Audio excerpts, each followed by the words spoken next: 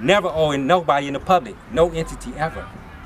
I know ain't nobody ever told you this. You never owe, even when you're honest. You so honest you think you owe. You want to pay these folks. You don't owe even when you think you owe. I got you back. I got you back, though. Check it out. You go get a car, finance it. Go get a house, finance it. How you gonna pay for it if the game is bankrupt and there ain't no money? And these Federal Reserve notes is debt. Look across the top of your money and say Federal Reserve note. The note, somebody gotta pay the note. Like the house note, car note, Federal Reserve note. Somebody got to pay the damn note when it comes time to pay. So that ain't even money. And we killing folks for this shit. It ain't even money. You the real money. So you can discharge debt using administrative procedures. You didn't know you could do that. Any debt. Try it. Try it with utility bills. I base all this off the House Joint Resolution 192, June 5th, 1933, 73rd Congress first session, and the Fair Debt Collection Practices Act, which came on the scene after that to enforce that. So now you can't just say somebody owe you some money and can't prove it. IRS, I don't care who the hell it is. They can't prove that they gave you some value to give back some value you don't owe. But let me go back with my scenario about home loans, for instance. You folks think you owe these folks for these home loans, but you don't understand the game. Everybody got a home loan, car loan. You sign a promissory note. And when you read House Joint Resolution 192, it tells you that the Treasury has the obligation to pay all debts, public or private, principal and interest.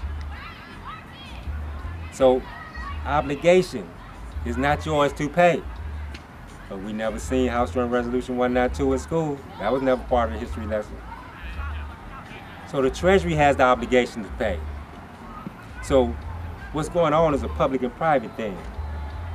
So in the public is where the value is at. So the private notes in the public can't be used. Well, the private notes cannot be used in the public. So this is what's going on to facilitate us being the creditors in the game. It's never broke. We can fill out promissory notes. You go get a loan, they're gonna put a promissory note in your face. That promissory note is a private note where the value is really at on the private side. So they're gonna take this private note, and I'm getting this next thing I'm about to tell you from the Chicago Federal Reserve Board publication, Modern Money Mechanics, page 6. They say when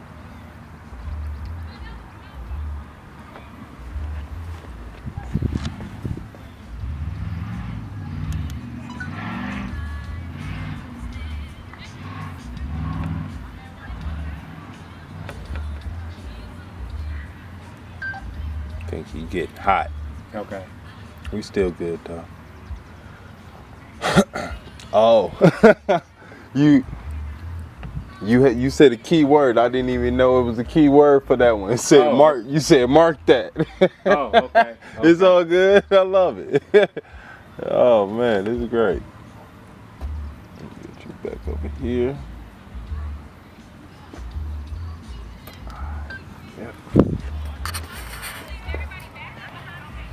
So we got to learn how to discharge these debts and know that these debts are not really our debts. So we're gonna go on with this house financing / car financing scenario. Now we tender the promissory note when we're sitting at the desk with the financial officer. We sign a promissory note and present it to the financial officer of the financial institution. And he accepts the offer, the presentment, I should say. And once they accept that presentment, you know what the Chicago Federal Reserve Board publication called Modern Money Mechanics states? It states, and it's their shit, so they should know how this shit goes, that when you tender a promissory note to a financial institution, that financial institution accept that promissory note and log it as an asset. So think about what I just said. If they log in your promissory note that you signed, put how much money you needed, you signed it, dated it, got all the elements of a negotiable instrument, and they accepted it and logged it as an asset. Assets, that means you gave them value. That means you walked in the door with the value.